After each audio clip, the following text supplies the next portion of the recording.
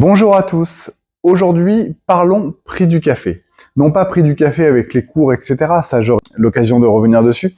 Mais la différence entre le prix entre une machine à café filtre et une machine à café espresso. Donc là, on est sur une DeLonghi, mais c'est valable pour toutes les autres machines, les Jura, les Saeco, les machines multi-boissons professionnelles.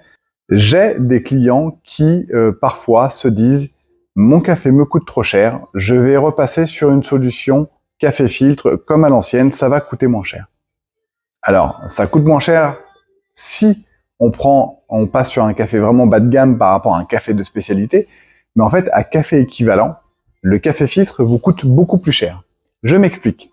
Sur le café filtre, on va être sur un dosage à environ 62 grammes par litre. 62 grammes par litre, avec un mug, on arrive sur un mug de 25 centilitres, ça correspond à 15,5 grammes de café.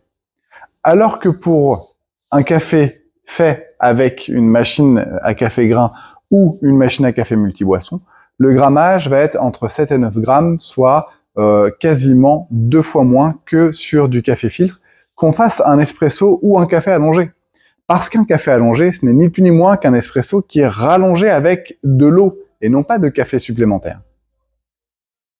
Donc, quand vous souhaitez faire un choix, un arbitrage sur le prix du café, consultez-moi, consultez-nous, on peut vous proposer plusieurs solutions.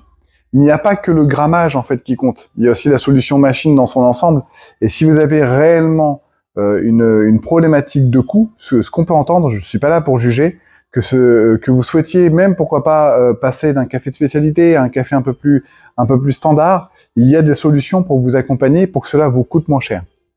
Et notamment au niveau technologique, on peut faire beaucoup plus de choses avec des machines type espresso ou multi-boisson, sans parler du grammage, que sur des machines à café filtre. Par exemple, sur des machines à café Jura, comme la X4 ou la WE4 qui arrive très prochainement, on peut avoir des systèmes avec des QR codes qu'on peut faire flasher aux salariés pour pouvoir faire participer sur le prix du café de quelques centimes, ou ne serait-ce que pour avoir des statistiques qui vous permettent de connaître réellement le coût du café. Parce que parfois, on a l'impression que ça coûte beaucoup, mais quand on ramène à la tasse et quand on ramène au coût par collaborateur par mois, ça revient pas si cher que ça en fait. Donc surtout, avant de repasser sur une solution qui vous plairait moins, le café filtre, etc., par rapport à une autre solution, parce que vous avez une problématique coût, n'hésitez pas à me consulter d'abord. J'aurai une possibilité probablement de vous trouver d'autres solutions ou de vous expliquer, et surtout de ne pas basculer sur une solution qui, à terme, va revenir beaucoup plus cher. Et là, je fais une petite aparté sur les cours du café. Actuellement, donc, les cours du café augmentent. Au Bonkawa, on essaie de faire en sorte de ne pas vous impacter. Mais dans les prochaines années, dans les 3, 4, 5 prochaines années, le café risque de devenir assez cher. Plus cher, en tout cas, qu'il ne l'est aujourd'hui.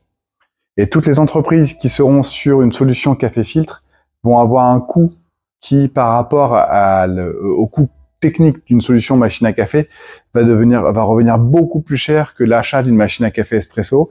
Et surtout, avec des machines à café filtre, on ne peut pas mettre en place de monétique, de système de carte bancaire, de système de badge, etc., pour pouvoir limiter ou contrôler la consommation de café.